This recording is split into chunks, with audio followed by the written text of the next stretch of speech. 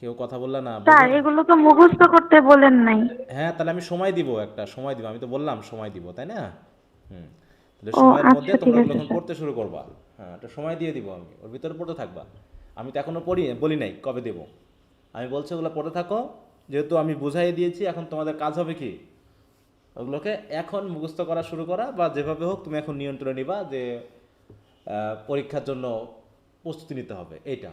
এদিকে William ব্লেকের question আনসারগুলো পড়তে থাকো, আর ওগুলো যেহেতু একবার করে বুঝাই দিয়েছি, তোমরা এগুলো একটু পড়তে থাকো। মনে থাকবে? যখন আমরা ড্রামাতে ফিরে আসবো না, এরপর এরপর যখন আমরা ড্রামাতে ফিরে আসবো, মেনলি পরীক্ষাটা আমি সেই সময় নিব, মনে থাকবে? তার মানে তোমরা যথেষ্ট সময় পাচ্ছ এখনও। জি স্যার। কারণ হিস্ট্রির আমরা মোটামুটি 3টা এজ পড়বো। হিস্ট্রির এখনও 3টা এজ পড়বো, তারপরে আমরা ড্রামাতে ফিরে আসবো। তখন যদি তোমরা পারো, আর ওই ওদিকে ফিরে আসতে আসতে উইলিয়াম ব্লেকের এই কোশ্চেনগুলোও তোমাদের মোটামুটি পড়া হয়ে যাবে। তারপরে ওটাতে আমি আবার পরীক্ষার জন্য দিব। এভাবে করে একদিকে পরীক্ষা চলবে, একদিকে নতুন কোশ্চেনগুলো রিডিং করা হবে, আর একদিকে টেক্সট পড়া হবে, ঠিক আছে? এই 3টা ধাপে আমাদেরকে আগাতে হবে, ঠিক তো? হুম। জি স্যার। জি আচ্ছা, স্যার। তাহলে পরীক্ষার বিষয়টা আমি এখন বললাম না, আমি বললাম কি, যখন আমরা ড্রামা শুরু করব, ওদিকে ড্রামা পড়বো, আর ওদিকে আমরা এই যে ড্রামার কোশ্চেনগুলো দিয়ে দিলাম, এগুলো তোমরা পড়তে থাকো। মনে থাকবে তো? জি স্যার।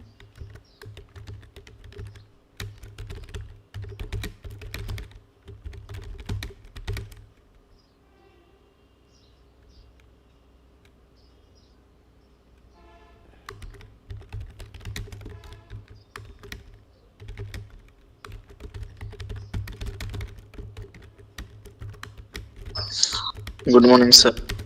Good morning. এই, আচ্ছা, তাহলে আমরা সরাসরি চলে যাই আমাদের উইলিয়াম জেলংয়ে। আমরা ওখান থেকে পড়ছিলাম কোন পিরিয়ড, এটা জানো বলো তো? Anglo-Saxon period. Anglo Saxon period. Anglo Saxon period, ওটাকে আর কি নামে চিনি আমরা? Old Old English English or period. Old English period. Old English period, তাই তো? Early middle English, early period, তাই তো? আর্লি, এরকম আর কি। তো সেই সময় আমরা বেশ কটা নামে চিনি। এবং এটার কত ছিল সাল? 450 থেকে 1066। 1066। আচ্ছা, 450 থেকে 1066। আচ্ছা, তো আমি বই থেকে এখান থেকে একটা এপিক পড়াচ্ছিলাম, তাই না? এপিকের অংশ, একটা এপিকের Ji অংশ sir, Beowulf. পড়ছিলাম, বিয়ল্ফ, তাই না?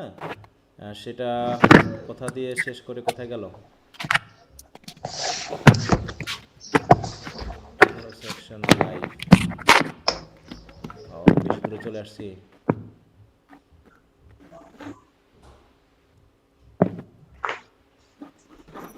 Sir 14 page. এই পর্যন্ত সম্ভবত তোমাদের 14 পেজ থাকতে পারে, আমার মনে হয় এখান থেকে, নাকি? আমি একটু দেখি। অ্যানাদার মনস্টার, হ্যাঁ। Half human half creature mother, তাই তো? গ্রিন্ডেলের মাকে আমরা পেয়েছি, হ্যাঁ।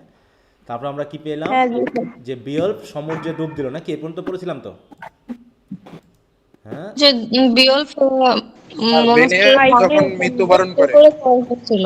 সে পর্যন্ত। হ্যাঁ, the edge of his sword turn with a mighty blow he deals with Merryweave. একটু মিউট রাখো। And it harms not the monster. Sadia, Sadia নামে কারো। একটু মিউট রাখতে হবে। হুম। আচ্ছা, তা বলছে casting the weapon aside he grips her, এটা পড়েছিলাম, হ্যাঁ। Turn her down and her claws and teeth clash upon her corset, এটুকু আমরা পড়েছিলাম। হ্যাঁ, তাহলে হচ্ছে কি, it smashes through the rings bone, the merewife falls and the fight is won. তারপরে কেভে কী কী ছিল, এগুলো কি তোমরা পড়েছো না আমাকে পড়া দিতে হবে? একটু বলছিলাম পড়তে, যদি সম্ভব হতো। হুম। পড়ো। স্যার এখানে বলছিলাম স্যার চেঞ্জটা বুঝতে এখানে। একটু সমস্যা। হ্যাঁ, একজন করে কথা বলো, আমি দুজন করে কথা বললে কারো কথাই বুঝতেছি না। হ্যাঁ, একজন বলো। হুম। হাবিবুর বলো। স্যার এখানে চেঞ্জটা বুঝতে সমস্যা হয়, তো পড়াই দিলে ভালোই হতো। আচ্ছা, তোমাকে দিয়ে আমি পড়াই, যে তোমার কোন সেন্সটা বুঝতে অসুবিধা হয়। এই প্যারাগ্রাফটা তুমি একটু পড়ো তো, আমাকে একটু পড়ে শোনাও। তুমি যখন বললাই তোমার সেন্স আছে, কী জাতীয় সমস্যা হয়, আমি একটু সেটা জানতে চাচ্ছি তো, হ্যাঁ। বলো, এই অংশটুকু পড়ো তো তুমি। প্রথম লাইনটা পড়ো, কী অবস্থা এটা? প্রথম সেন্টেন্স লাইনটা পড়ো। The cave is full of treasures, হ্যাঁ কোন but কেপটা Beowulf এই hid. পর্যন্ত ধীরে সুস্থে পড়বা, শুধু রিডিং দিলে হবে না, তুমি বুঝতেছো কিনা সেটা বুঝবা, যে আমি জাস্ট অর্থ সহ পড়বো নাকি? হ্যাঁ তুমি পড়ো, হ্যাঁ অর্থ সহ পড়ো, আমাকে বোঝাই দাও যে তুমি বুঝতেছো কিনা। The cave is full of treasure. হুম এই এই কেভটা সম্পদে পরিপূর্ণ ছিল, হ্যাঁ but Beowulf heed them not, কিন্তু বিউলফের এর প্রতি কোনো মনোযোগ ছিল না। হ্যাঁ for near him lies Grendel, এর নিকটে গ্রেন্ডেল নিহিত ছিল। Dead from the wound receive the previous night, হুম যে গত রাতে মারা গিয়েছিল। গত রাতে মারা এগোইন গিয়েছে বিউল, তা জানি না, হ্যাঁ কিন্তু গত রাতে সে যে আঘাত পেয়েছে সেই আঘাতের জন্য মারা গেছে সেটা বলা হচ্ছে, তাই তো? Dead, G sir. গ্রেন্ডেল already dead from the owned, সেই ওন্ড থেকে, মানে যে ক্ষতটা সে রিসিভ করেছিল কোথা থেকে, দ্য প্রিভিয়াস নাইট, মানে গত রাতে বিয়ল্পদের সাথে যে যুদ্ধ হয়েছিল সেই যুদ্ধে গ্রেন্ডেলের যে ক্ষত হয়েছে সেই ক্ষতর কারণে সেও মরে পড়ে আছে। তারপরে Again Beowulf swings the great sword and strike off sword. his enemy head. Sir এখানে বুঝতে সমস্যা হয় যে Beowulf সুইং, এখানে সুইং বলতে তো পড়েছিলাম যে দোলনা। আবার দোলনা কেন, একটা শর্ট কি সে দোলনা করবে? তুমি তো কমন সেন্স দিয়ে কাজে লাগাতে বলছো যে শর্ট কি করতে পারে সে, তুলে ফেলা, এটাই বোঝাচ্ছে। তুমি যদি লিটারাল মিনিং করতে চাও, তোমার কি সাহিত্য পড়া হবে বলো? বলো না এখানে স্যার। তার গলা কাটা বোঝাচ্ছে, তার মাথাটা গলা থেকে কেটে নিল, তাহলে কি দোলাবে সে শর্টটা? তোমার মিনিং কেন করা লাগবে? তুমি তো সেন্সটাই বুঝতে পারতেছো, তোমার কেন মিনিং করা লাগবে? মানে তুমি কেন মিনিং দোলনা দিয়ে বুঝবা? তুমি বুঝবা যে সে শর্টটা তুলে কেটে ফেললো, মাথাটুকু, শত্রুর মাথাটুকু কেটে ফেললো, এইটুকু হয়ে গেল। সুইং মানে কি? তোলা, তুলে আঘাত করা। স্ট্রাইক মানে কি? আঘাত করা, তাই নাকি? তুমি এখন যদি ডিকশনারি স্যার খুঁজে এই দেখো যে, হ্যাঁ স্যার এটা বুঝতে পারতাম না যে ওই যে গত রাতে অথবা আগে যে সে এই সে আঘাত করেছিল তাকে, তখন তো সে মারা গিয়েছিল কে বললো ওই যে মারা গেল? সমুদ্রেই। স্যার এই যে সে সমুদ্রে ডুব দিল এবং and into the sea to die, এরকমই তো পড়েছিলাম। কে মানে কে, কে মারা গেছিল? স্যার গ্রেন্ডেল। তাকে ও বোঝাতে চাচ্ছে যে প্রিভিয়াস রাতেই তো গ্রেন্ডেল হচ্ছে ওর ক্ষতর কারণে মারা গেছে, হ্যাঁ। তো হ্যাঁ এখানে আবার মানে বিউল কিভাবে তার মাথা কেটে তুলে ফেলছে, মানে ওইটা বলছে যে কিভাবে হলো। মনে করো একজন ব্যক্তি তোমার পাশে মরে পড়ে আছে, তুমি এখন মাথাটা নিয়ে প্রমাণ সহ দেখাবা, এই জন্য সে মাথা কেটে নিল। তার মরে গেছে বলে কি মাথা কাটা যাবে না আর? হ্যাঁ স্যার বুঝছি এখন। হ্যাঁ এত মানে গভীরে তুমি তুমি তুমি একটু মানে এলোমেলো করে ফেলে বেশি, মানে অদ্ভুত কিছু ভাবতে যাও, তুমি সেন্সের সাথে মেলাও না কেন, তাই না? সেন্সের সাথে মেলাও। তুমি এখন যাচ্ছ, তাহলে কেন মাথা কাটলো, কোথা থেকে মাথা কাটলো, কিভাবে মাথাটা কাটলো, সে তো আগেই মারা গেছিলো, তাহলে মারা গেলে কি মাথা কাটা যাবে না? বলো। মানে জি এখানে স্যার যে আছে তাই ভাববা, তুমি যদি বাইরে থেকে কিছু এনে ধরতে যাও যে স্যার যেগুলো গল্পে নাই সেগুলো কি তুমি পাবা? বলো চিন্তা করে। তাহলে গল্পে না। যেগুলো নাই সেগুলো নিয়ে তোমার ভাবার নাই, আমি তো গল্পে যা আছে এখানে যা আছে আমি তাই ভাববো। সে গতকালকে মারা গেছে বলে আজকে কেন তার মাথা আমি কাটতে পারবো না? সে এখানে তো বলাই হলো যে অলরেডি ট্রেজার আছে প্রচুর, কিন্তু সেদিকে তার মনোযোগ হচ্ছে গ্রেন্ডেল এখনো ওখানে মরে পড়ে আছে, তার মাথাটা আমাকে কাটতে হবে, তাই সে করলো কি, তার তরবারিটা তুলে মাথাটা কেটে ফেললো। এরপর পড়ো, জটিল করে পড়বা না, And সিম্পলি পড়বা। হ্যাঁ and low as, এখানে স্যার এই যে এলো, এখানে এটা কি হবে? লো, তাই তো? লো মানে কি? হাই, এরকম একটা কিছু, এটা একটা এক্সপ্রেশন, একটা As interjection. the as the venomous blood crosses the sword blade. Blood শব্দটা কখনো পড়োনি? ব্লাড, উচ্চারণগুলো ঠিক করতে হবে তোমার, হ্যাঁ উচ্চারণ ঠিক করতে হবে। এটা হচ্ছে ব্লাড, BLOOD। কি উচ্চারণ করি আমরা? Blood, blood. ব্লাড, হ্যাঁ হ্যাঁ হ্যাঁ Blood. স্যার, আর কি ওই যে পাসফর্ম বলে ফেলেছি। না। Blood blade blade. ওটা হচ্ছে ব্লিড, হ্যাঁ প্রোনাউন্সিয়েশন ঠিক করতে হবে। হ্যাঁ তারপর হচ্ছে কি শোর্ড, এই জায়গাগুলো মিস্টেক হচ্ছে। হ্যাঁ তারপরও The steel melt like ice before the fire. তাহলে কি দাঁড়ালো বিষয়টা?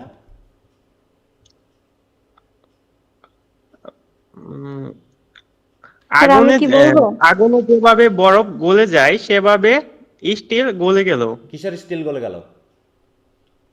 ওই যে তলোয়ারের, কেন? কখন?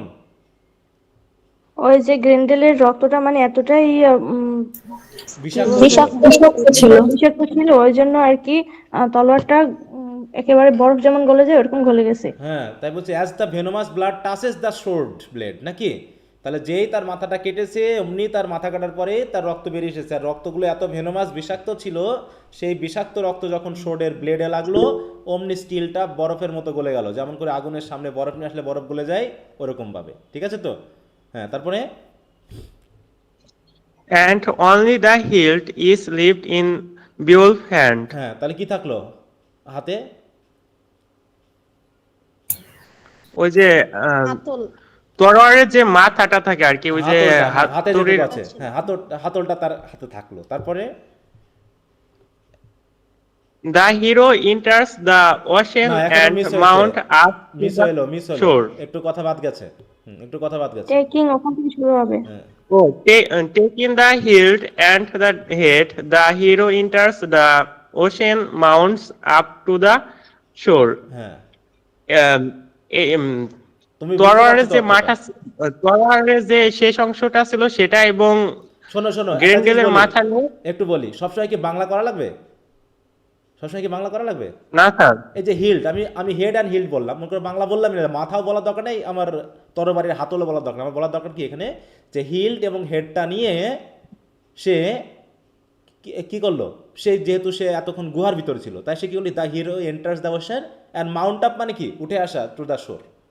এই হ্যাঁ, সবসময় বাংলা করতে তীরে হবে উঠে কেন? আসবে। বাংলা তো তুমি পড়তেছো না, তুমি পড়তেছো ইংরেজি, সব ইংরেজির বাংলা পড়তে হবে এমন কোনো আমার দরকারও নাই। আমি হিলটি বলবো, আমি হেডই বলবো, ঠিক আছে? এই তাহলে এখানে কোন জিনিসটা তোমার কাছে মনে হয়েছে যে খুব কঠিন আছে? স্যার শুরুর দিকে যখন পড়েছিলাম তখন সেন্স গুলা মিলাইতে পারছিলাম না। এই যে আবারও সেই, তাহলে শুরুর দিকে তাহলে তুমি এখন পড়ে বুঝলা কেন? সেই শুরুটা পারোনি বলে আর পড়তেছো না, স্যার আমি আর পড়তেছি না কারণ আমি শুরুতে পারি নাই, এরকম কিছু? একটু চেষ্টা করো, আমি তোমাদের হাতে ছেড়ে দিচ্ছি, একটু চেষ্টা করো। তা তুমি কবে পড়বা বলো? আমি যদি পুরো লাইন বাই লাইন সবই পড়িয়ে দিই, তা তুমি কবে পড়া শিখবা? হ্যাঁ বলো, তুমি যদি একটা সবসময়ই যদি মনে করো যে কেউ পড়াই দিবে, তাহলে তুমি কবে পড়বা? আর তুমি যে বুঝবা না, এটা তো আমার কাছে মনে হয় না। এখানে বোঝাবুঝির বলতে দুই একটা ওয়ার্ডে হয়তো একটু ডিস্টার্ব করবে, বাকিগুলো তোমরা এখন সেকেন্ড ইয়ারে উঠেছো মানে আমার মনে হয় যে তোমাদের অন্তত পড়ে বোঝার সক্ষমতাটা হয়ে গেছে।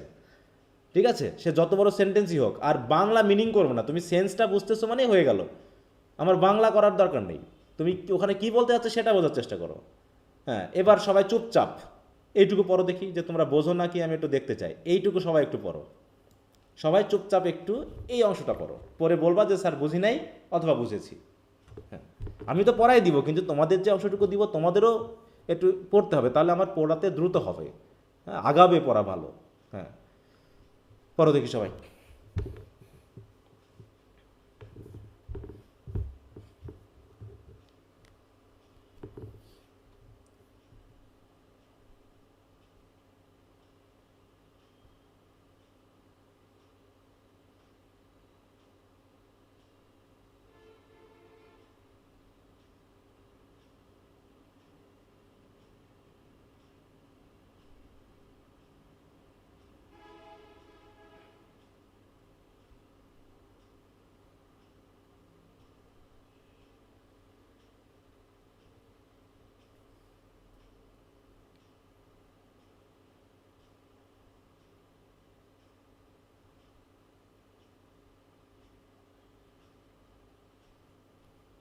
পড়া হয়ে গেলে হাত তুলবা, তাহলে আমি বুঝবো যে তোমাদের পড়াটা হয়ে গেছে।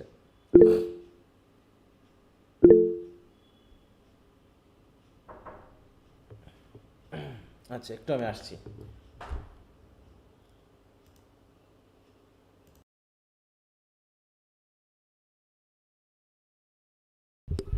পড়ছো সবাই? জি স্যার। জি স্যার। কি বুঝলা কেউ একজন বলো, আমি তাকে দেখি ধরি, কে বলতে পারবে যে কি বুঝলা এখান থেকে? অনেকে হাত তুলেছো। হাবিবা বলো, হাবিবা খাতুন, কি বুঝলা তুমি এখান থেকে? স্যার এখানে হচ্ছে ওনার বেউলফের অনুসারীরা যারা হচ্ছে ডেন্সের, ওরা সাগরের যে ফ্রেশ পানির ভিতরে যে ব্লাড অর্থাৎ রক্তগুলো বুদবুদ করতেছিল, ওটা দেখে ওরা ভাবছে কি যে তাদের হিরো অর্থাৎ বেউলফ হয়তো মারা গেছে। এবং ওই হেরোটের ভিতরে মর্নিং অর্থাৎ শোকের কান্না শুরু হয়ে যায়। কিন্তু পরে যখন বেউলফ হচ্ছে মনস্টারের মাথা নিয়ে অর্থাৎ গ্রেন্ডেলের মাথা নিয়ে চলে আসে। তখন হচ্ছে ফলোয়ার ওটাই স্যার। এটাই, তাই তো। প্রথম কথা হচ্ছে কি যে সমুদ্রের তীরে দাঁড়িয়ে ছিল কারা? ডেন্সের অধিবাসীরা। না না না, ডেন্স না, ডেন্স আলাদা। স্যার বিশ্বস্ত মুসলিমরা। আমাদের সঙ্গীরা ফেইথফুল ব্যান্ড। বেলফের সঙ্গীরা। হ্যাঁ, এই জায়গায় ফেইথফুল এই জায়গায় একটু মিস্টেক হয়েছে তোমার বুঝতে। সেটা হলো, হ্যাঁ, প্রথমে হচ্ছে only his own faithful band are waiting there. মানে ওয়েটিং দেয়ার মানে কি, সমুদ্রের শোরে, ওই যে মাউন্ট আপ টু দ্য শোর, তো সে যারা বিএফকে বিশ্বাস হ্যাঁ, করে, যারা হচ্ছে বিয়ল্পের অনুসারী, শুধুমাত্র তারাই শোরে অপেক্ষা করতেছিল, আর বাকিরা সমুদ্রে। ওই যে যখন সে গ্রেন্ডেলকে হত্যা করলো, গ্রেন্ডেলকে হত্যা করার কারণে তার রক্ত যখন সমুদ্রের পানিতে মিশে বুদবুদ হয়ে বেরিয়ে আসলো, তখন তারা মনে করলো বিয়ল্প মনে হয় মারা গেছে, তাই ডেনরা চলে গেল। কিন্তু তার যে দলের লোকেরা তারা মাত্র দাঁড়িয়েছিল ওই জায়গায়, ঠিক আছে। ডেন যাদেরকে বাঁচাতে এসেছিল তারা মনে করলো যে সব শেষ, এবং তারা বাসায় চলে গেল। এবং বাসায় চলে গিয়ে তারা করছিল কি, তারা ওই যে হেরোতে গিয়ে নাকি, যে হচ্ছে সেই যে প্রাসাদে গিয়ে তারা তার জন্য মর্নিং করতে থাকলো। আর ওদিকে কি হলো, when Beowulf returned with the monster heads, Grendel carried on a spear shaft by the 4 of his stout followers, তাই তো। তাহলে কি হলো, carried on a spare shaft. তাহলে স্পেয়ার শ্যাফট মানে কি? স্যার ওদের চোখা মাথা। ধাতব দণ্ড। হ্যাঁ, শ্যাফট মানে কি, স্পেয়ার মানে কি, ওই যে ওই, বর্ষা, বা ফালা যেটা আমরা বলে থাকি। হ্যাঁ, তাহলে স্টাউট ফলোয়ার কাররা, ওই যে তার বিশ্বাসীরা না। স্টাউট মানে কি, স্টাউট মানে কি জায়গায় শক্তিশালী, ব্রেভ। হ্যাঁ, ব্রেভ বা নির্ভীক। তো দেখো, পড়লে পারে কি বুঝতে খুব অসুবিধা, হ্যাঁ, খুব একটা অসুবিধা হওয়ার কথা না। একটু নিজেরা চেষ্টা করবা, যে স্যার পড়েছি, বুঝি নাই সেটা পরের ব্যাপার, যে স্যার বুঝি নাই, কিছু না কিছু বুঝবা না, এটা স্বাভাবিক, কিন্তু পুরোটা বুঝবা না সেই জায়গা তোমাদের আর নেই। এখন অবশ্যই কিছু না কিছু বুঝবা। তো যাই হোক, আমরা একটু দেখি। তাই বলছে, in the last part of the poem there is another great fight. আরেকটা ফাইট হলো, কীভাবে দেখো, সেটা আমরা আর বুঝি নাই, বা এটা আমাদের জানার প্রয়োজন মনে করেনি হিস্ট্রিয়ান। আচ্ছা, হলো এরকম আর কি। বিয়লফ is now an old man, he has Regain, দেখো 50 ইয়ার্স হি হ্যাজ রেইনড, আমি রিগেইন বলছি, মিলাতে পারছি না। রেইন মানে কি, শাসন করা। 50 বছর ধরে শাসন করলো, and beloved by all his people, এবং তার জনগণরা তাকে খুব ভালোবাসত। He has overcome every enemy but one, একমাত্র একটা এনিমি বাদে বাকি সবাইকে সে ওভারকাম করতে পেরেছিল। একটা এনিমিকে, সে হচ্ছে ফায়ার ড্রাগন। হ্যাঁ, keeping watch over an enormous treasures hidden among the mountains. হ্যাঁ, মাউন্টেনের মধ্যে একটা গুহাতে হয়তো ব্যাপক সম্পদ লুকাইতে ছিল, সেই সম্পদকে পাহারা দিচ্ছিল একটা ফায়ার ড্রাগন। আর এই ফায়ার ড্রাগনটাকে শুধুমাত্র সে কি করতে পারেনি, ওভারকাম করতে পারেনি। One day a wanderer stumbles upon the enchanted cave. Stumble মানে কি, হঠাৎ করে ঢুকে পড়া। একদিন এক পথচারী নাকি একটা পথিক বা একটা কি বলবো ওয়ান্ডারার কি করলো, ওই কেভের ভিতরে ঢুকে পড়লো। Entering takes a jewelled cup while the fire drake sleeps heavily. হ্যাঁ, ফায়ার ড্রেক মানে কি, এই ফায়ার ড্রেক বলতে কাকে বোঝাচ্ছে? ওই ড্রাগনটাকে বুঝাইছে। ড্রাগনটা ঘুমাচ্ছিল, গভীর ঘুমে মগ্ন ছিল, তখন সে করলো কি, একটা জুয়েলড কাপ সে ওখান থেকে নিয়ে চলে আসলো। That same night the dragon in a frightful rage blazes forth fire and smoke. হ্যাঁ, মুখ দিয়ে, বেলস ফোর্থ মানে কি, মুখ দিয়ে আগুন এবং স্মোক বার করলো। And রাশেস down upon the nearest villages, এবং সে কাপের সন্ধানে সে আশেপাশের গ্রামগুলোতে ছুটে চললো আর কি। Leaving a trail of death and terror behind, আরও ব্যাপক পরিমাণ ধ্বংসযজ্ঞ চালিয়ে গেল সে। Again Beowulf goes forth to champion his people, আবারও জনগণকে জয়ী করার জন্য, বাঁচানোর জন্য সে যুদ্ধে বেরিয়ে পড়লো। হ্যাঁ, as he approaches the dragon's cave he has a presentiment that death lurks within. হ্যাঁ, প্রেজেন্টিমেন্ট মানে কি, মানে আগে থেকে বুঝতে পারা, আজ করতে পারা, যে একটা বিশেষ ধ্বংসযজ্ঞ হতে যাচ্ছে, মৃত্যুর খেলা চলতে যাচ্ছে সামনে। হ্যাঁ, তো যাই হোক, এভাবে মোটামুটি যুদ্ধটা হলো। এখানেই মেনলি তার একটা ক্ষত হবে। দেখো, there is a flash of illumination like that which comes to a ড্রাইং man in which his mind runs back over his long life and sees something of profound meaning in the eternal sorrow moving side by side with magnificent courage. Then follows the fight with the fire drag, in which Beowulf, wrapped in the fire and smoke, is helped by the heroism of Wiglaf. Wiglaf মানে আরেকজন তাকে সাহায্য করে, one of his companions. The dragon is slain, ড্রাগনটাকে হত্যা করা হয়, but the fire has entered Beowulf's lung and he knows that the word is at hand. Word মানে কি? মৃত্যু। মানে লাঙের ভিতরে তার ফায়ার ঢুকে পড়ে, এতে সে বুঝতে পারে যে মৃত্যু তার হাতে। This is his thought while Wiglaf removes his battered armour. এইভাবে সে ভাবতে থাকলো যে হাই, আমি আর মনে বাঁচবো না বেশি দিন, হ্যাঁ, বা বেশিক্ষণ বাঁচবো না। হ্যাঁ, উইগলফ তার ব্যাটার্ড আর্মর মানে কি, যে আর্মরের দিয়ে সে যুদ্ধ করেছে, আঘাত লেগেছে, সেটাকে সে খুলে দিল এবং দেখলো কি যে one deep regret I have that to a son I may not give the armour I have worn. মানে আর্মরটা যেহেতু নষ্ট হয়ে গেছে, ব্যাটার্ড হয়ে গেছে, তাই সে ভাবতেছে আমি আমার সন্তানকে হয়তো বা এই আর্মরটা দিতে পারবো না, to bear it after me, যাতে সে আমার আর্মরটা আমার মৃত্যুর পর আমার সন্তান বহন করতে পারে, মানে কি ব্যবহার করতে পারে। তো যাক, এভাবে সে বলছে। শেষ পর্যন্ত দেখলাম কি he sends Wiglaf into the fire drake's cave, who finds it filled with rare treasures and most wonderful of all, a golden banner. হ্যাঁ, দেখো, a golden banner from which light proceeds and illuminates all the darkness. হ্যাঁ, একটা banner আছে, golden banner, যেখান থেকে light বেরিয়ে আসতেছে, হ্যাঁ, এবং পুরো চারিদিক আলোকিত করে ফেলেছে। তো এরকম আর কি গল্পটা। But Wiglaf cares little of the treasures, his mind is full of his dying chief. হ্যাঁ, তার মূল কথা হলো, দেখো এগুলো একটু খেয়াল করবা, কারণ তৎকালীন সময়ের মানুষের চিপদেরকে সম্মান করা, সম্পদের প্রতি লোভ না থাকা, মানুষের কল্যাণের জন্য ভাবা, এই জায়গাগুলো কিন্তু আসবে। হ্যাঁ, এই জন্য পড়াই দিচ্ছে, কিন্তু এই কথাগুলো খেয়াল রাখো। He fills his hand with costly ornaments and hurries to throw them at the hero's feet. সে অর্নামেন্টগুলো নিয়ে এসে সে তার হিরোর পায়ের কাছে ফেললো। The old man looks with sorrow at the gold, thanks to the Lord of all that by death he has gained more riches for his people. মানে যখন সে দেখলো এত সম্পদ সে পেয়েছে, তখন সে সন্তুষ্ট হলো, অন্তত তার মৃত্যুর সময়ে সে এতগুলো সম্পদ যে তার জনগণকে দিতে পারলো, এটা দেখে সে খুশি।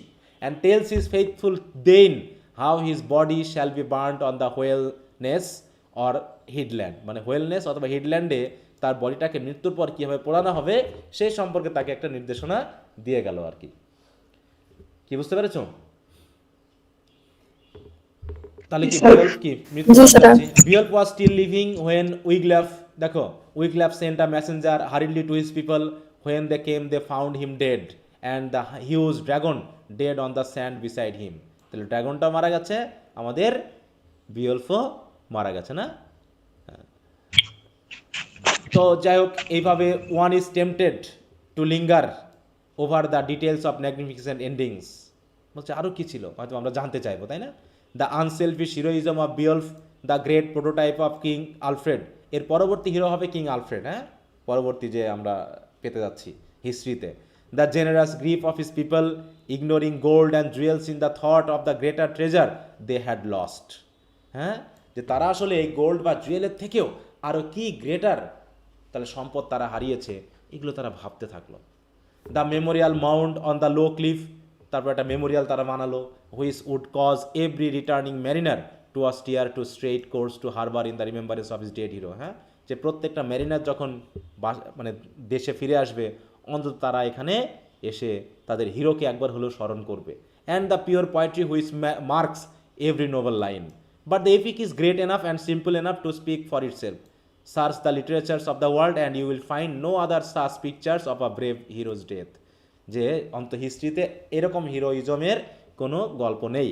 Concerning the history of Beowulf a whole literary, দেখো, has been written and the scholar still differs too radically for us to express a positive judgement. মানে এর নিয়ে অনেক কথাবার্তা আছে, বিয়ল্ফ নিয়ে অনেকে অনেক মতামত দিয়েছে, কারণ এটা একটা গল্প, এটা একটা কাহিনী। অনেক ক্রিটিক্স হয়তো বিভিন্ন কথা বলার চেষ্টা করেছে, তাই না? বলছে this mass however is clear that there existed at the time the poem was composed. হ্যাঁ, অন্তত পোয়েমটা কখন কম্পোজ করা হয়েছে সেটা সম্পর্কে হয়তো আমরা কিছুটা ধারণা পেতে পারি। Various northern legend of Beowa, তাই তো, Beowa, a half divine hero and the monster Grendel, এইগুলো নিয়ে আরও কিন্তু গল্প আছে, তাই তো, মানে বিয়ল্পের পাশাপাশি, তাই বলা হচ্ছে। The latter has been interpreted in various ways, latter মানে হচ্ছে এই যে গ্রিন্ডেল, দ্য মনস্টার গ্রিন্ডেল নিয়ে। Sometime as a bear, again as the malaria of the marshlands. হ্যাঁ, যাও, আচ্ছা আমি একটু আসছি। ওকে, তো ঠিক আছে, তাহলে এটা নিয়ে জাস্ট এখন হিস্ট্রিয়ানরা কী কী বলেছে না বলে সেই বিষয়ে কথা হয়েছে, এটা আমরা আর পড়ছি না এটুকু। তাহলে বিয়ল্ফ সম্পর্কে আমরা একটা ধারণা পেলাম যে আসলে এটা কী কী জাতীয় এপিক, তাই না? হ্যাঁ, হয়তো সরাসরি গল্পটা তোমাদের পরীক্ষাতে আসবে না, কিন্তু বিয়ল্প নিয়ে একটা শর্ট নোট লিখতে বলতে পারে, তাই তো? বা বিয়ল্পের মাধ্যমে পাওয়া যে অ্যাংলো স্যাক্সন পিরিয়ড যে লাইফস্টাইল, ওই বিষয়গুলো হয়তো আমাদের সাথে এখানে আনতে হতে পারে। তো আমরা একটু পড়ে নিই, এরপর আমরা বিয়ল্প নিয়ে পরবর্তীতে আরও কয়েকটা বইয়ের নাম জানবো। জাস্ট এগুলো ব্রিফ কোশ্চেনে আসে, অনেক সময় হয়তোবা তোমার শর্ট কোশ্চেনে এসে যেতে পারে। জাস্ট আমরা বইগুলো মনে রাখবো, এখানে আর তেমন কিছু আমরা পড়বো না। দেখো, তার পরবর্তী পয়েমটা হচ্ছে উইডসিট, একটু নামগুলো দাগিয়ে রাখবা। দেখো, নাম কি? উইডসিট নাকি? দ্য পয়েম, এটা হচ্ছে the white goer or wanderer is in part at least probably the oldest in our language. তাহলে আমাদের ল্যাঙ্গুয়েজে এটা হচ্ছে ওয়ান্ডারার বা পথচারী বা পথিক, এদের নিয়ে এই বিষয়ে লেখা একটা বই। এবং এখানে বইটা কবে লেখা হয়েছে না লেখা হয়েছে সেটা আমরা জানি না। এখানে যেটা বলছে, but the personal account of the minstrel's life belong to the time before the Saxons first came to England. তাহলে সেকশনরা ইংল্যান্ডে আসার আগেই হয়তো এই বইটা লেখা হতে পারে। মিনস্টেলস কি বলো তো? মিনস্টেলস এর মিনিংটা কি? মিনস্টেলস বলতে কি কি বুঝি আমরা?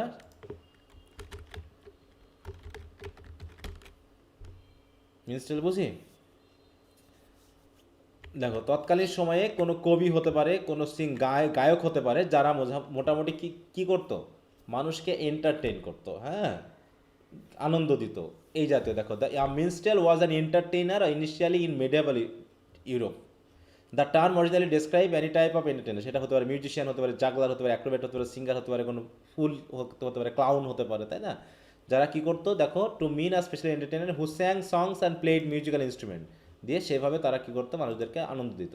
তাহলে নিশ্চয়ই এই যে আমরা যে গান, এই যে বিয়ল বলি না কেন, উইডসিট বলি না কেন, বা অন্যান্য যে সকল আরও যে পয়েম আছে, যেমন হচ্ছে ডিওয়ার্স ল্যামেন্ট, এটা অ্যানাদার, তাই তো বলছে, in Deor we have another picture of the Saxon scop বা minstrel, not in glad wandering but in manly সরো।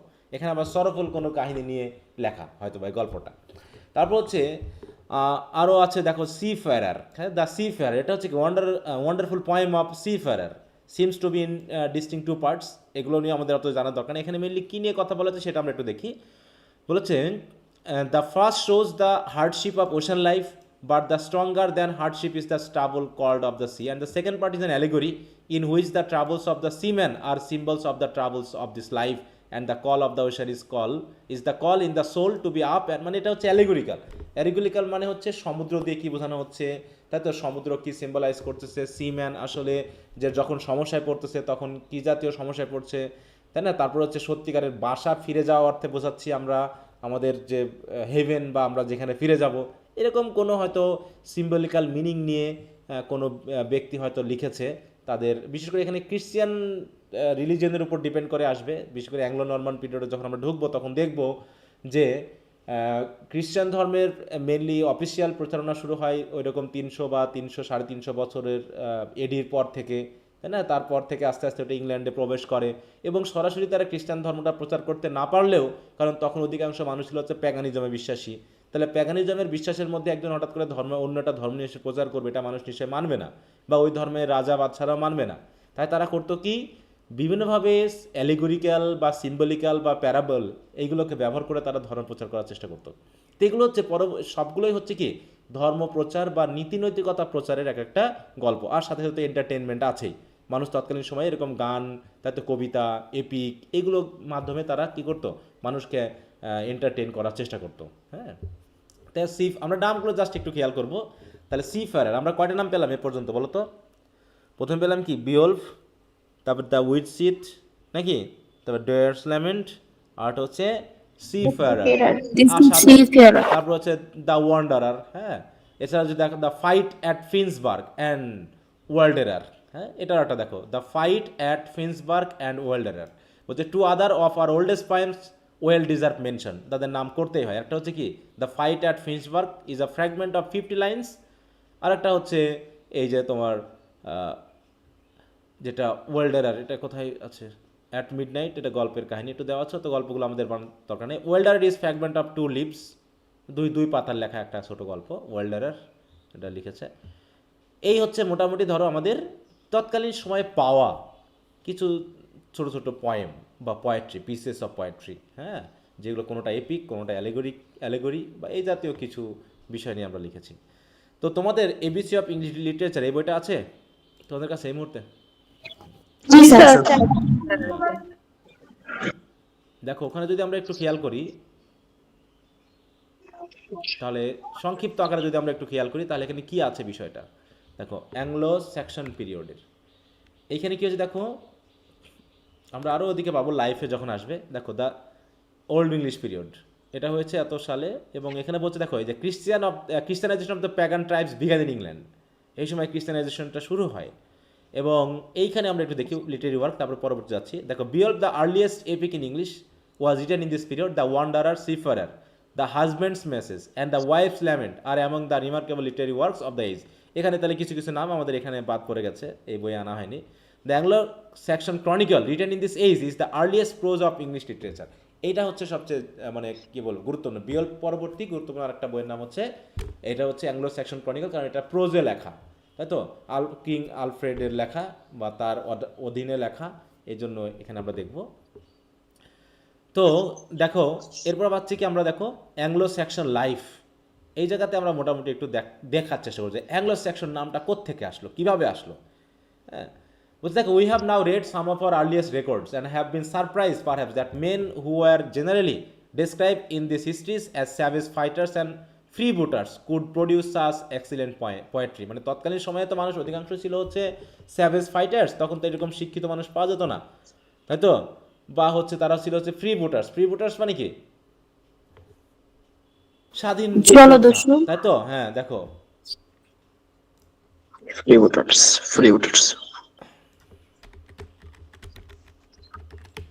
বুট মানে কি বলো? Good morning good sir. জুতা নাকি? হ্যাঁ দেখো বিশেষ করে এই যে দেখো বলছে কি আ পাইরেট অর ললেস অ্যাডভেঞ্চারার। হ্যাঁ, বুট বলতে আমরা প্রধানত সেনা বা এই জাতীয় মানুষকে বুঝি যারা বুট পরে সেনাবাহিনী করে, কিন্তু ফ্রি বুটার মানে হচ্ছে যারা এই সকল মানে সেনার সাথে রিলেটেড না, কিন্তু যুদ্ধক্ষেত্রের সাথে রিলেটেড। কিন্তু যুদ্ধ মানে কি, তাহলে ওই ডাকাতি বা চুরি এগুলোর সাথে রিলেটেড হবে তারা। তাহলে এরকম মানুষগুলো যে এরকম মানে জ্ঞানী হতে পারে, তারা যে এত সুন্দর সুন্দর পোয়েট্রি লিখতে পারে, সেটা হয়তো আমরা বুঝতাম না। হ্যাঁ, তাই বলছে তারাও এরকম কাজ করেছে, তাদের ভিতরেও কী ছিল, তাহলে এরকম রাইটার ছিল আর কি। হ্যাঁ দেখো, রাইটার বা রাইটিং কখনোই মানুষের কাছ থেকে যে আকর্ষণ সেটা হারাবে না, এটা চলতে থাকবে। তো যাই হোক এগুলো, সো আমরা এখন এখান থেকে শুরু করবো যে নেমটা অ্যাংলো স্যাকশন আসলো কোত্থেকে, এই জায়গাটা গুরুত্ব দিবা, কারণ ব্রিফ কোশ্চেনের জন্য এবং শর্ট কোশ্চেনের জন্য এই জায়গাটা গুরুত্বপূর্ণ ভূমিকা পালন করে। দেখো the name originally the name Anglo Saxon denotes 2 of the 3 Germanic tribes. তার মানে জার্মান থেকে আসা 2-3টা, তাই তো, ট্রাইব বা উপদল যখন আসলো, সেটা হচ্ছে জুটস, অ্যাঙ্গেলস অ্যান্ড সেকশনস। তাহলে এখানে কাদের নামটা এসে গেল বলো তো? সেকশন, তাহলে জুটরা বাদ, তাই তো। হু in the middle of the 5th century left their homes on the shore of the North Sea and the Baltic to conquer and colonize distant Britain। তার মানে জার্মানিক ট্রাইব যারা করলো কি, তাদের বাসা ত্যাগ করে তারা চলে আসলো কোথায়, এই ব্রিটেনে, এখানে তারা এটাকে জয় করার জন্য। তাহলে 3টা জাতি, Jutes, Angles and Saxon. Angles দেখো বলছে কি, Angle was the throne of one tribe and the name still cling to the spot where some of our forefathers sailed on their numerous voyage. এখনও বলছে কিছু কিছু জায়গায় এদের এই ট্রাইবদের এখনও নাম ধরে রেখেছে, তারা অ্যাঙ্গেলের নামে পরিচিত। দ্য ওল্ড সেকশন শোর্ড, দেখো বিশেষ করে ওল্ড সেকশন ওয়ার্ড, সরি আমি শোর্ট বলতেছি, word angle and angul means a hook. Hook মানে কি বুঝছো তো, বড়শি। হুক মানে বড়শি, যেটা দিয়ে তারা মাছ ধরতো। দ্য ইংলিশ ভার্ব অ্যাংলে, আমরা অ্যাংলিং জানি না, অ্যাংলিং মানে কি জানো তো, ফিশিং। হ্যাঁ, হবি, অনেকে বলে না যে মাই হবি অ্যাংলিং, মাছ ধরা, ফিশিং করা।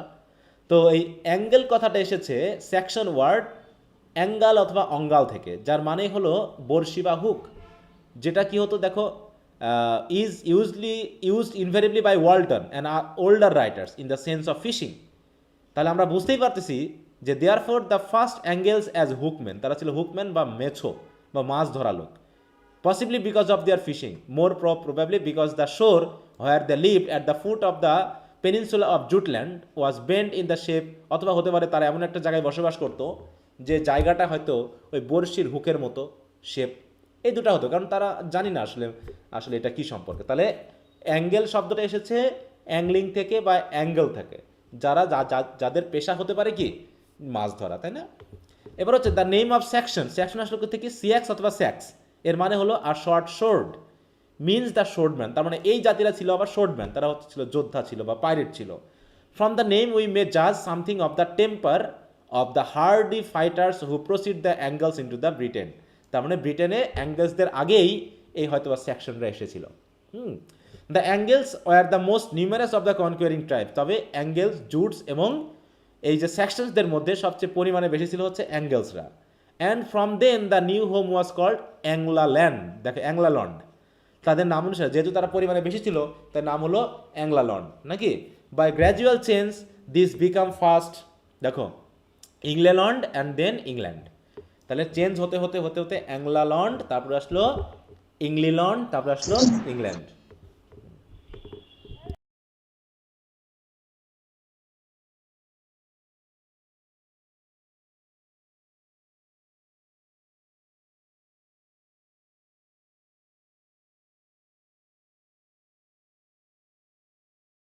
চেঞ্জ হতে হতে আমরা ইংল্যান্ড পেলাম, তাহলে ইংল্যান্ড কীভাবে মানে ওয়ার্ড ফর ওয়ার্ড চেঞ্জ আসে একটু খেয়াল রাখবা, দাগিয়ে রাখবা এই অংশটুকু। More than 500 years after the landing of this tribes, তাহলে 500 ইয়ার্স মানে কি 1066, তাই না?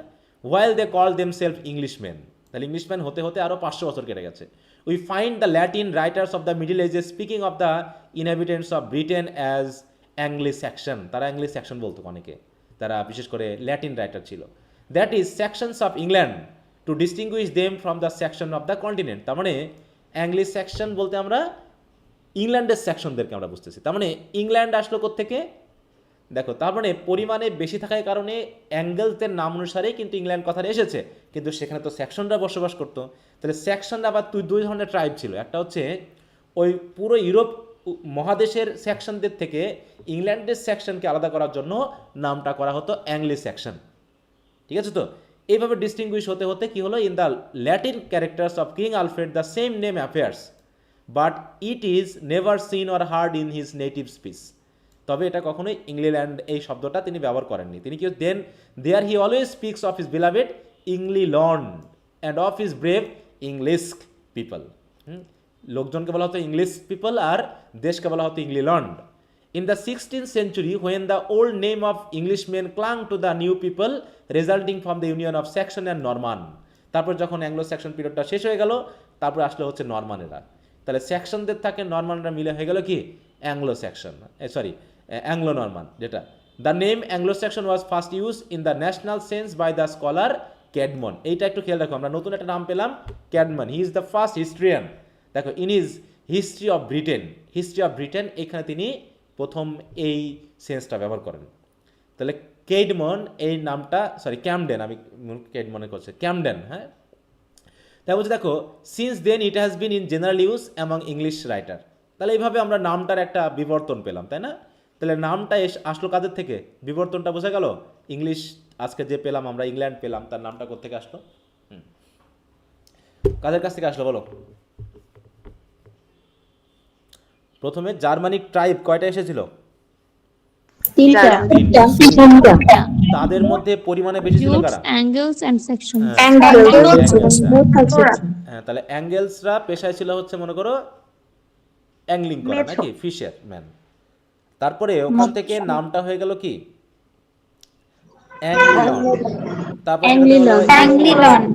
তারপর হলো ইংল্যান্ড, তাই তো। আর সেকশনস থেকে নামটা আসলো, সেকশনরা ছিল হচ্ছে তোমার ফ্রি ভোটার্স বা হচ্ছে জাতীয় পাইরেটস টাইরেটস যারা যোদ্ধা ছিল। তাহলে যেহেতু ওই ইউরোপ কন্টিনেন্টে এরকম সেকশন অনেক ছিল, তাই না, ইউরোপ কন্টিনেন্টে, কিন্তু ইংলিশের সেকশন দিয়ে আলাদা করার জন্য ওদেরকে অ্যাঙ্গেলদের সাথে মিশিয়ে বলা হতো কি সেখান থেকে মানে ইতিহাসবিদেরা পরিবর্তন করতে করতে অ্যাংলো সেকশন আসলো। আর অ্যাংলো বলতে আমরা ইংল্যান্ডকে বুঝি, তাই না, অ্যাংলো ইন্ডিয়ান, দেখো অ্যাংলো নামটা কিন্তু এখনো পাচ্ছি আমরা, অ্যাংলো নামটা কিন্তু এখনো পাচ্ছি, অ্যাংলো ইন্ডিয়ান, তাই তো। তারপর হচ্ছে অ্যাংলো, তারপর হচ্ছে আফ্রিকান আছে না, অ্যাংলো আমেরিকান, তারপরে অ্যাংলো মানে বুঝবো কাদেরকে বোঝাচ্ছে, ওই ইংলিশ পিপলদেরকে বোঝানো, তাই তো। তাই বলছে দেখো In recent years, the name has gained a wider significance until it is now used to denote a spirit rather than a nation, the brave, vigorous, enlarging spirit that characterized English-speaking races everywhere. তার মানে Anglo Saxon এই নামটা ব্যবহার করা হতো একটা জাতিকে বোঝানোর থেকে বরং মানুষদেরকে বেশি বোঝাতে ব্যবহার করা হতো যে তারা সাহসী, হ্যাঁ, ব্রেভ, দেখো, এনলার্জিং স্পিরিট, ভিগোরাস, এটা পরবর্তী যা হোক আস্তে আস্তে দেশের নাম পেলো। And that has already put a broader belt of English law and English liberty around the whole world.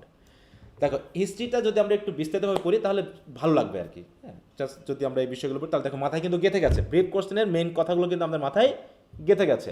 আমরা কয়েকটা কবি নাম পেলাম, মানে কবিতা পেলাম, কি কি বলো তো একজন? প্রথমে পেলাম বিয়ল্প, তাই তো, তারপরে সিফারার, তারপরে ডিওর্স ল্যামেন্ট,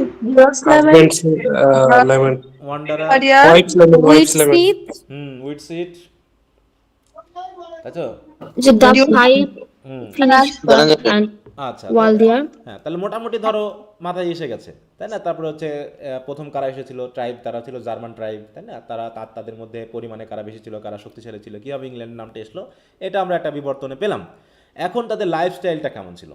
অতএব দেখো, সিফারার, ওয়ান্ডারার, এগুলো দেখে আমরা বুঝতে পারছি তৎকালীন মানুষ কি আমাদের মতো স্টেবল জীবনযাপন করতো, নাকি আসলে তাদের জীবনটা ছিল আনস্টেবল, হ্যাঁ, বিভিন্ন হ্যাঁ, তারা এক জায়গায় স্থির ছিল না, তারা যাযাবর টাইপের লাইফ লিড করতো, এদিক সেদিক যাওয়া আসা করতো নাকি? এবং যারা বই লিখতো তারা অধিকাংশ ছিল কেমন, এরকম পথচারী টাইপ, মানে মানে ভ্রমণকারী টাইপের, বা হচ্ছে বলবো যাযাবর টাইপের মানুষ, হ্যাঁ।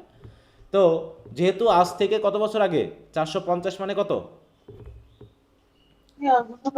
বছর হবে? অনেক মানে 1500 বছর আগে ঘটা, তাই না?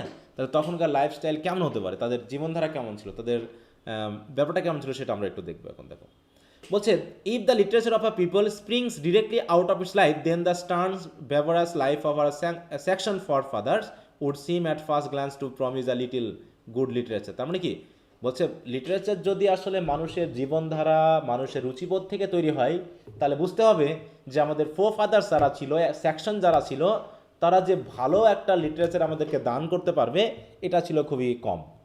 মানে promise little of good literature, তাদের কাছ থেকে ভালো সাহিত্যকর্ম আমরা পাবো, এটা আশা করা খুব দুরূহ, নাকি? আশা করা যায় না। কিন্তু তারপরে তারা যা লিখেছে, এগুলো অবশ্যই আমরা বুঝতেই পারছি যে তারাও তাহলে স্টাডি করছে, তারাও তাহলে লেখালেখির মধ্যে ছিল।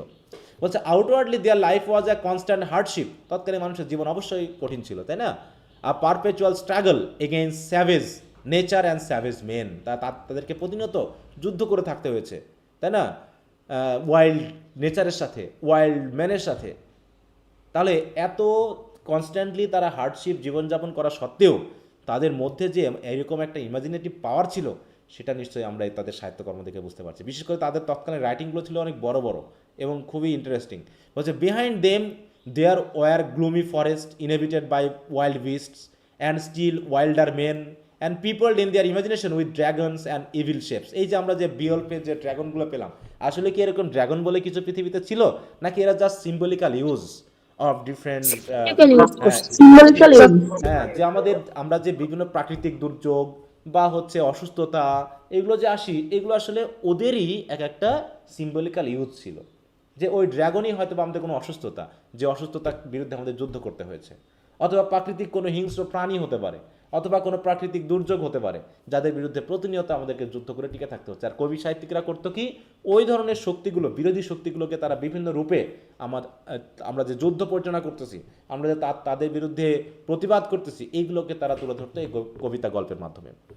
ইন ফ্রন্ট অফ দেম, তাহলে তারা যেখানে বসবাস করতো, হয়তো তখন ছিল বন জঙ্গল, তাই না? বন জঙ্গলের পাশে তাদের বসবাস করতে হতো, সেখানে ছিল হচ্ছে স্যাভেজ পিপল, স্যাভেজ মেন, তাহলে কী পরিমাণ তাদেরকে কষ্ট করে জীবনযাপন করতো। এখন যেমন আমাদের জীবনটা অনেকখানি নিশ্চিত, যেটা আমরা বলি, হ্যাঁ, মানুষ সবসময় স্যাভেজ ছিল, মানুষ সবসময় এরকম হিংস্র ছিল, এখনও আছে, কিন্তু তৎকালীন স্যাভেজারির থেকে এখন আমরা অনেকখানি মুক্ত, তাই না? কারণ আমাদের জীবনে চিকিৎসা আছে, আমাদের আলো আছে, আমাদের আধুনিকতা আছে, আমাদের নিরাপত্তা আছে। কিন্তু আগের যুগে যদি আমাদের জীবনটা, তখন আমরা যদি পৃথিবীতে আসতাম, তখন কি এই সুবিধাগুলো পাইতাম বলো? যে পৃথিবীতে সৃষ্টি আজ থেকে 15 বছর আগে আমাদের পাঠাতেন, 1500 বছর আগে, তাহলে কীভাবে আমরা জীবনযাপন করতাম? তাহলে in front of them thundering at the very dykes of entrance, thundering মানে কি, এই যে বজ্রপাত, হ্যাঁ, মানে এই যে সমুদ্র, was the treacherous North Sea with its fogs and storms and ice, তাহলে এখন ভাবো তৎকালীন সময়ে এখনই বরফ, তাই না, পড়লে পারে, তুষার পড়লে পারে, পুরো ঢেকে যায় ইউরোপ কান্ট্রি বা ইউরোপ কন্টিনেন্ট। তাহলে তারা কীভাবে জীবনযাপন করছে? এখনও আধুনিক মানুষ সেগুলোকে রাস্তা তৈরি করা, তাই না, তারপর হচ্ছে তাদের সে ইয়ার দিয়ে রাস্তা পরিষ্কার করে দেওয়া, হ্যাঁ, তারপর হচ্ছে আগে হিটার, এখন ইলেকট্রনিক হিটার ইউজ করা, বিদ্যুৎ থাকার কারণে মানুষ এখন তাও সুখে স্বাচ্ছন্দ্যে আছে, কিন্তু তৎকালীন সময়ে এতটা পারতো না। But with that indefinable call of the depth, all men here who live long beneath its influence, হ্যাঁ, তারপরে here they lived a big blonde, দেখো তাদের রেসটা কেমন ছিল, here they lived a big blonde powerful race and hunted and fought and sailed and drank and feasted when their labor was done, তাই তো তারা দিনের কাজ শেষ করে তারা একসাথে কি করতো, ড্র্যাঙ্ক করতো, ফিস্ট করতো, এবং তারা সবসময় তাদের খাদ্যের জন্য কি করতো, হান্টিং করে বেড়াতো। যেমন হচ্ছে তোমার যে উত্তর মেরু বা ওইদিকে যেমন আইসল্যান্ডগুলোতে মানুষ বসবাস করে, সেই সকল জায়গাতে মানুষ একদম পুরো বরফের ভেতরে থাকে, সারা বছরই বরফ, তাহলে সেখানে তো আর কৃষিকাজ হয় না, তাহলে তারা কি করে, ওই সিল ফিশ বা এই জাতীয় মাছ হত্যা করেই তারা কিন্তু খায়। হ্যাঁ, এভাবে তাদের জীবনযাপন করতে হচ্ছে। Almost the first thing we notice about this big fearless childish men is that they love the sea, and because they loved it they hear and answer its call. মানে সমুদ্র, এই মানে আমরা বলতে চাচ্ছি যে বিভিন্ন সাহিত্যকর্ম পড়ে আমরা বুঝতে পেরেছি যে সমুদ্রের সাথে তাদের একটা কী ছিল, একটা লিঙ্ক ছিল। দেখো এই যে বিয়ল পেজে আমরা পেলাম, সমুদ্রের পাশে তাদের রাজপ্রাসাদ, সমুদ্রেই যুদ্ধ, সমুদ্রেই তাদের জীবন, সমুদ্র বেয়েই তাদের মানে কি বলবো ইনকাম, তাদের জীবনধারা পরিচালনা হওয়া। অতএব সমুদ্র একটা বড় ধরনের ভূমিকা কিন্তু পালন করতো।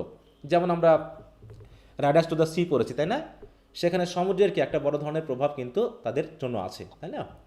এই তো যাও, এটা গেল সমুদ্রের ব্যাপার। তারপর হচ্ছে ইনার লাইফটা কেমন ছিল, এখানে সমুদ্র নিয়ে কথা বলা হয়েছে, এগুলো আমি আর পড়লাম না, তোমরা একটু পারলে পড়ে নিও, কারণ আমি যে কোশ্চেন আনসার দিব ওইগুলো ঘুরে ফিরে একই কথা আসছে।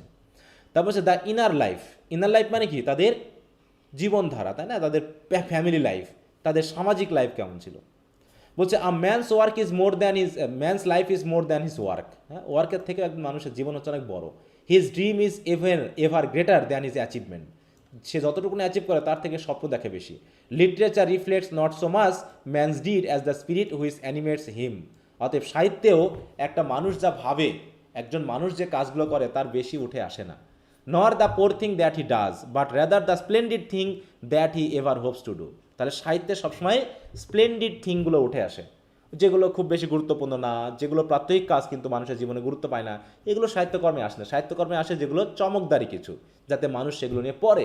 In no place is this more evident than in the age we are now studying. তাহলে এখানে আমরা যেখানে স্টাডি করতেছি, যে এজটা নিয়ে পড়তেছি, এখানেও ঠিক একই ঘটনা।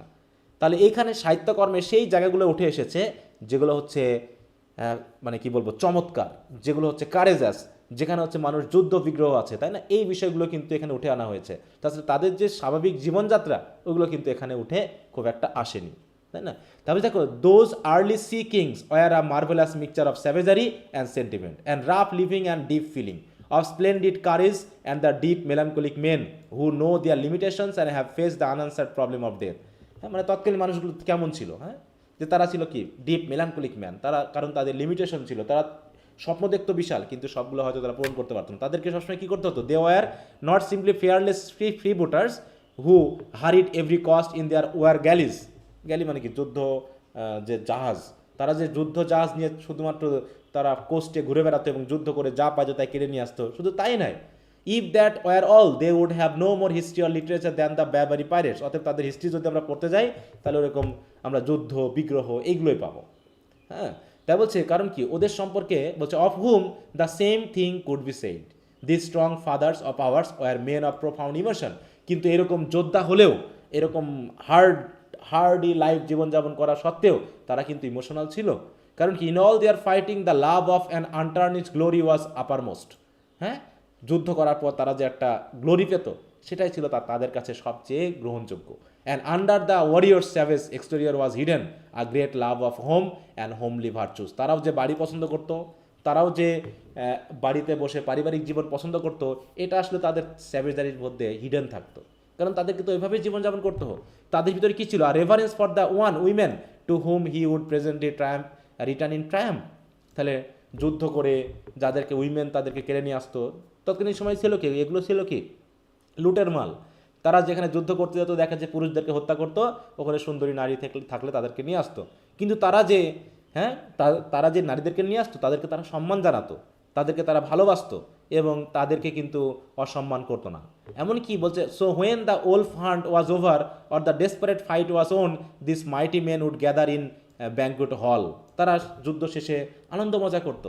And lay their weapons aside where the open fire would flash upon them. মানে তাদের স্বাভাবিক জীবনযাত্রা কেমন ছিল, হয়তো যুদ্ধ করে সারাদিন যা পেয়েছে তাই নিয়ে এসেছে, বা সারা রাত যুদ্ধ করে যা পেয়েছে তাই নিয়ে এসে তারা তাদের হলে বসে বিশালভাবে তারা আনন্দ মজা করেছে।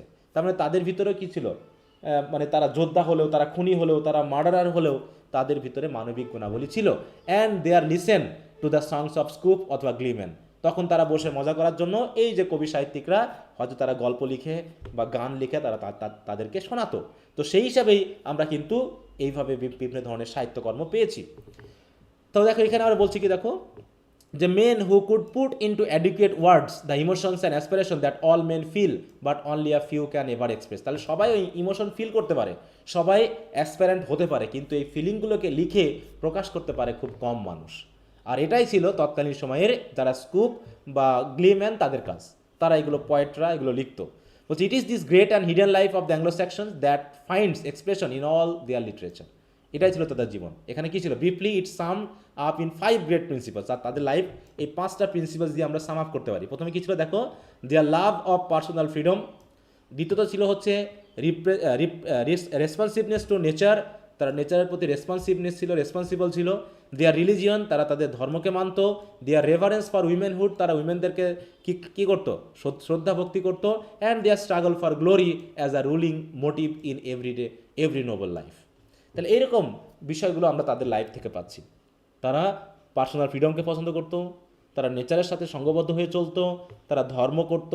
তাদের হয়তো আমাদের ভিতরে যে ধর্ম আছে সেই ধর্ম ছিল না, তারা হয়তো প্যাগানিজমে বিশ্বাসী ছিল, তারপরও তারা বিশ্বাস করতো, যেটা আমরা ইডিপাস রেস্ক দেখে পড়ছি নাকি পাইনি আমরা ইডিপাস রেস্কে। তারা কি ধর্ম মানতো? না স্যার।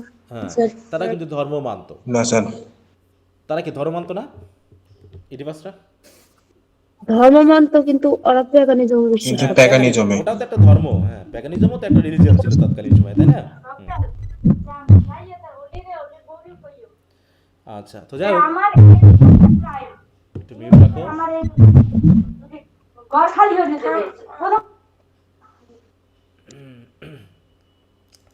আচ্ছা, তাই বলছে দেখো, in reading Anglo section poetry it is well to remember this 5 principal. অতএব আমরা যদি পোয়েট্রিগুলো পড়ি তাহলে এগুলোই আমরা হয়তোবা বুঝতে পারবো। তো এই যে জায়গাগুলো, এগুলো নিয়ে মেইনলি কথা বলা আছে, এক্সাম্পল হিসেবে দেওয়া আছে, তোমরা একটু যে জায়গাগুলো একটু পড়ে নিতে পারো, ঠিক আছে?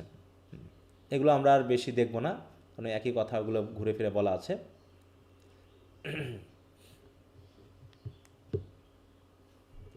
দেখো, our first recorded speech begins with the songs of Widsith and Deor. হ্যাঁ, এগুলো লেখার মাধ্যমে বলছে, which Anglo Saxons may have brought with them when they first conquered Britain. হ্যাঁ, তার মানে কি, ব্রিটেন কনকুয়ার করার আগেই অ্যাংলো সেকশনেরা হয়তো এই কবিতাগুলো তাদের সাথেই নিয়ে এসেছিল। মানে এগুলো হচ্ছে ইংরেজি সাহিত্যের শুরুর দিকের, মানে এগুলো যে ইংরেজিতে লেখা তা না, তারা হয়তো তাদের নেটিভ যে ল্যাঙ্গুয়েজ ছিল সেই ল্যাঙ্গুয়েজে তারা কিন্তু লিখেছিল। যেখানে এখানে বিকল্পের কথা বলা হচ্ছে, এগুলোর কথা বলা হচ্ছে, এগুলো নিয়ে আমরা ভিতরে পড়বো না, কারণ ওই কাহিনীগুলোই মেনলি বর্ণনা করা হচ্ছে, এত ডিপে আমাদের যাওয়ার দরকার নেই। হ্যাঁ, এরপর দেখো এখানে একটা জিনিস বলা হচ্ছে, in life and language therefore we are related first to the Teutonic races and through them all the Nations of the Indo European family. আমরা ইন্দো ইউরোপিয়ানের নাম শুনছি না? হ্যাঁ, ইন্দো ইউরোপিয়ান, তাই Yes, না? sir. ইন্দো ইউরোপিয়ান যে ভাষাগোষ্ঠী, Indo European যে মানুষ, যাদেরকে টিউটনিক বলা হচ্ছে, সেখান থেকে কিন্তু আমরা দেখো কোন কোন জাত এসেছে, এখান থেকে আমরা এসেছি। দেখো বলছে, এখান থেকে পড়ি, which starting with enormous vigour from their original home probably central Europe spread southward and westward. সেটা সাউথ এবং ওয়েস্টের দিকে ছড়িয়ে পড়ে, driving out the native tribes and slowly developing mighty civilisation of India, Persia, Greece, Rome and the wilder, হ্যাঁ, but more vigorous life of the Celts and Teutons. এদের জাত আমরা শুরু করেছি, এবং এই ইন্দোপিয়ান ভাষাগোষ্ঠী থেকে আমরা আরও ভাষা পাচ্ছি। কি দেখো, ল্যাঙ্গুয়েজ, যেমন সংস্কৃত পাচ্ছি, ইরানিয়ান পাচ্ছি, গ্রিক পাচ্ছি, ল্যাটিন পাচ্ছি, কেল্টিক পাচ্ছি, টিউটনিক পাচ্ছি। এই ভাষাগুলো কিন্তু এই সময় থেকেই মেনলি শুরু হয়েছে। এত কিছু আমাদের ভালো। একটু দরকার নাই। হ্যাঁ, বলো। কেউ কিছু বলবা? আচ্ছা, কি হলো? আচ্ছা, আটকে গেছে। তাহলে অ্যাংলো স্যাক্সন পিরিয়ডকে আমরা কিন্তু দুটো অংশে মেনলি ভাগ করি, একটা হচ্ছে প্যাগানিজম আর একটা হচ্ছে ক্রিশ্চিয়ানাইজেশন। হ্যাঁ, তো আগামী ক্লাস থেকে আমরা এই যে Christian writer of Anglo Saxon period এটা দেখব, যে তার আগে আমরা একটু ক্রিশ্চিয়ানিটিটা কীভাবে আসলো না আসলো সেটা দেখব। হ্যাঁ, তো নরমান কনকোয়েস্টের আগ পর্যন্ত, তাহলে নরমান কনকোয়েস্ট তো পরবর্তী অ্যাংলো নরমান পিরিয়ড, তাই না? তাহলে নরমান কনকোয়েস্টের আগ পর্যন্ত আমরা যে লাইফটা পাচ্ছি, যে লাইফস্টাইল পাচ্ছি বা রাইটিংগুলো পাচ্ছি, সেগুলো আমাদের অ্যাংলো স্যাক্সন পিরিয়ডের মধ্যেই পড়ে যাচ্ছে। এইখানে যদি আমরা একটু খেয়াল করে দেখো, যদি একটু বলি, the most prominent characteristics of our present language, যেটা আমরা ইংরেজি ভাষায় বলছি, therefore is its dual character, its best qualities ছিল হচ্ছে কি strength, simplicity and directness come from Anglo Saxon source. এটা হচ্ছে ল্যাঙ্গুয়েজের ক্ষেত্রে, strength, simplicity and directness. Its enormous added wealth of expression, English ল্যাঙ্গুয়েজটার আরও বেশি প্রাচুর্যপূর্ণ হয়েছে, তাই না?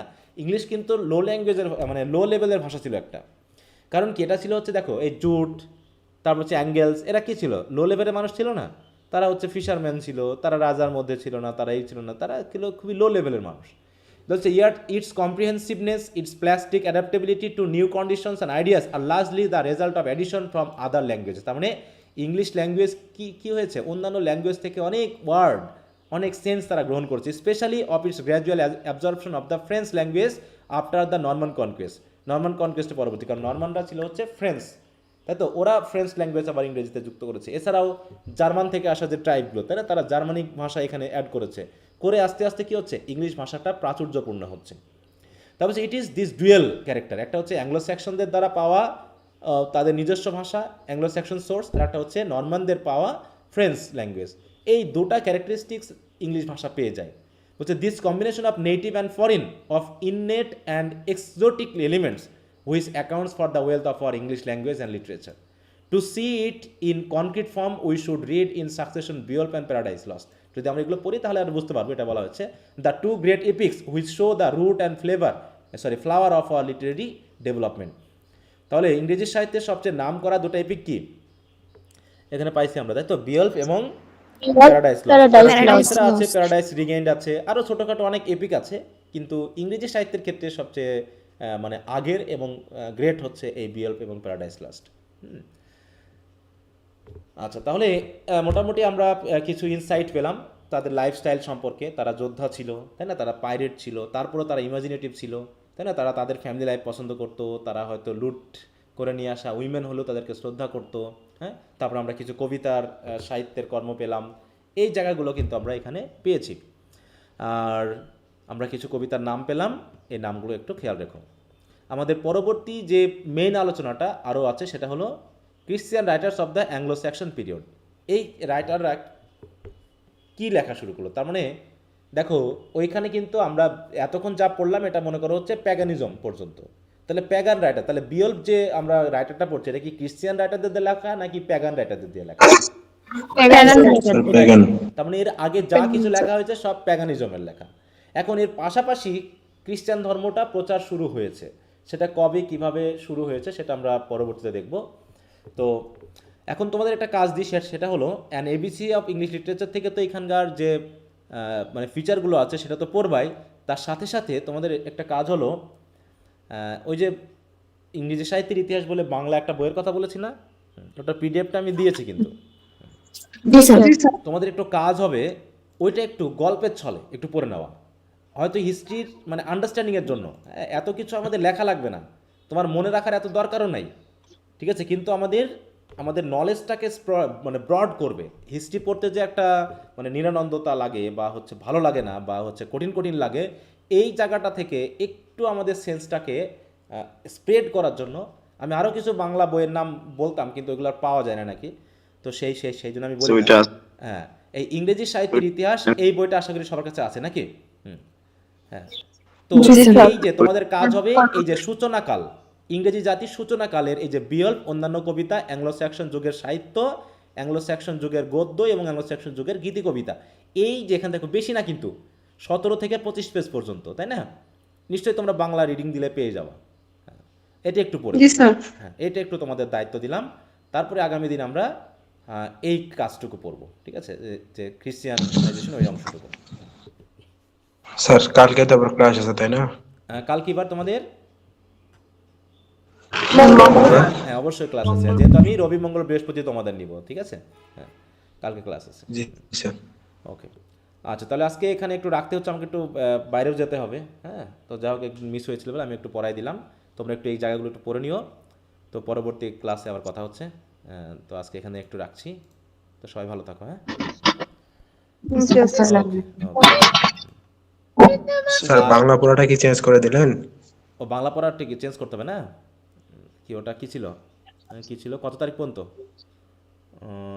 3 মার্চ, ও আচ্ছা আমি চেঞ্জ করে দিব, হ্যাঁ চ্যাপ্টারটা চেঞ্জ করে দিব, হ্যাঁ চ্যাপ্টারটা আমি চেঞ্জ করে দিব। আচ্ছা তো ঠিক আছে, আমি ওকে স্যার। তোমাদের ভিডিওটাও হয়তো আমার দিতে একটু দেরি হবে, হ্যাঁ এই যে ক্লাসটা হলো এটা আমি দিতে দেরি করবো, কারণ এখন আমি বাইরে যাব, তো এই জন্য একটু দেরি হবে, হয়তো 12টা বা তার পরবর্তীতে বাজবে, হ্যাঁ তো একটু ওয়েট করবা যদি কারো সমস্যা থাকে। ওকে তো ঠিক আছে, আচ্ছা, ভালো স্যার। থাকো, ওকে বাই।